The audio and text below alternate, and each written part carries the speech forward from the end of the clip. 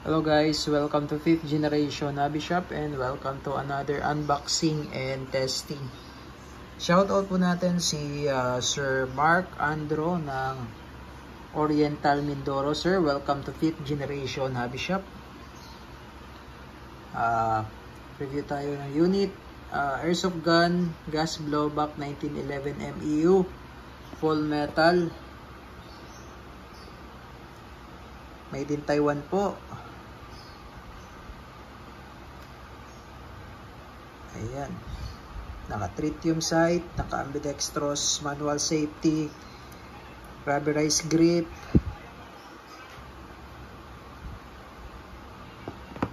'15 rounder capacity magazine, metal din po ang magazine niya. So itong ating 1911 na unit ay full metal. Metal po yung slide, pati yung sa baba, metal din po yan.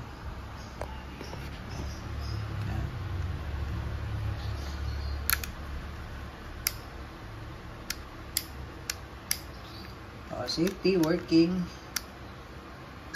Ayan. So itong pinaka grip niya cover, ayan, rubber siya, rubber, hindi siya plastic, rubber. Tapos itong binalutan niya ay bakal yan, bakal. Full metal siya. Ayan, full metal.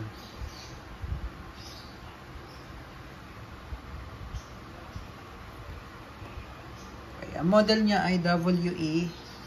This is 1911 MEU. All black. Ayan, markings. 0.45 ECP. Ayan. Tapos may kasama siyang gas. Green gas. 12 pop dyno. At BBs po 0.23. 4,000 shots. Ayan.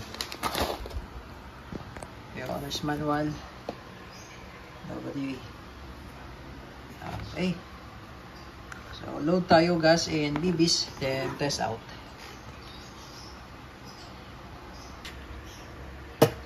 Okay, so higpitan ko lang po yung valve, outlet valve,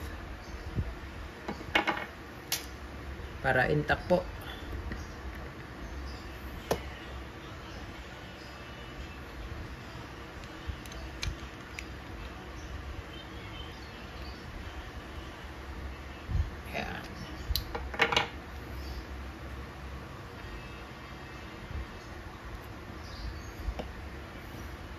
Okay. So, ito pong C1911 MEU, nababaklas po ito.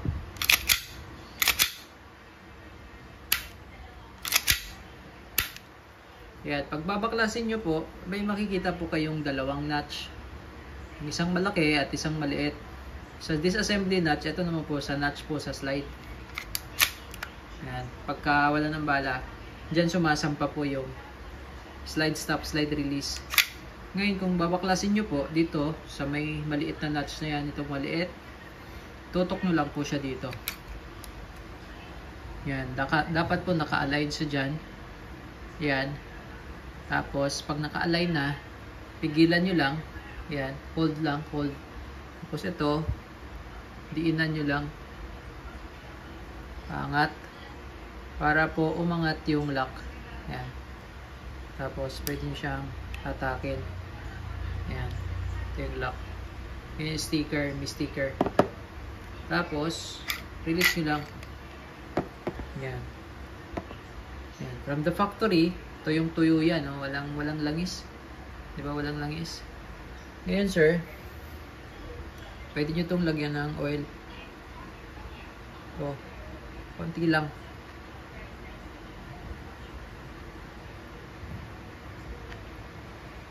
Yan. Pati ito. Lagyan natin ng oil. Yan. Para po malubricate lang yung slide. Kasi diba po nagkikis-kisan po kasi yan eh. Dahil blowback po yung ating unit. Kailangan meron siyang oil. Okay, so ito yung internal niya. Yan yung internal parts. Yan. So ito lahat to nababaklas po, no? Ngayon sa pagbabalik naman po, eto, Yan.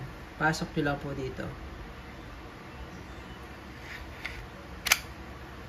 Yan. Tapos i-align nyo lang po ulit. Yan. Tulad kanina. Tapos pasok. Yan. Pupush nyo lang papasok para mag-lock. Tapos release. So, smooth na siya ngayon. Kanina medyo maganit siya kanina. Ngayon, smooth na siya. Diba? Kasi may langis na po eh. Ayan. Ngayon po, mag-load tayo ng bala. Yung bala niya, plastic ball, dahil nga po airsoft siya. Pwede dyan. Pwede rin sa dulo, kaso mas mahirap sa dulo. Kaya, madalas nabibitawan yung spring. Ngayon, pag madalas nabibitawan yung spring, ito naman yung sisirain niya kasi ito plastic lang. So, maganda dito lang. Ito lang tayo naglagay.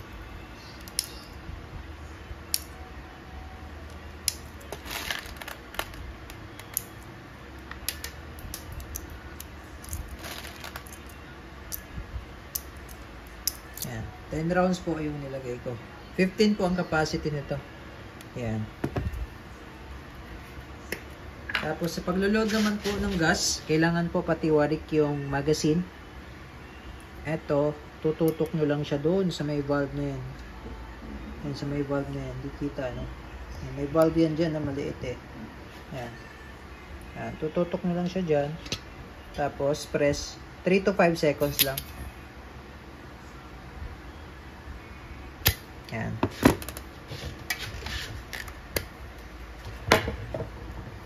Okay. So, testing.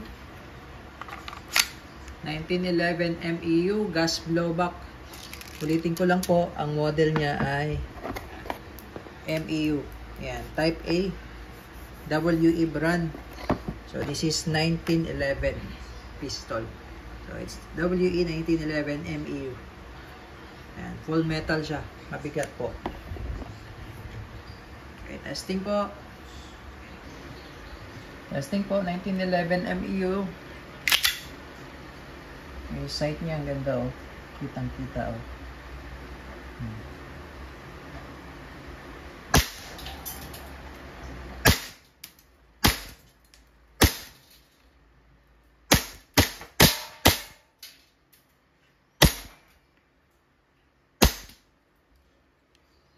So, nag-lock na siya, open slide. Paminsan po hindi siya mag-open slide, lalo na kapag malamig na malamig po yung magazine. So, normal lang po yun, huwag po kayo mag-alala. So, open slide siya. Release nyo muna yung magazine. Ito yung mag-release. Ayan. Tapos po, ganito lang po ang gagawin nyo para hindi mapudpud yung nuts na yan. Ang gawin nyo, itulak lang bahagya. Baba nyo yung slide, stop, slide, release. Then, release the slide. Okay.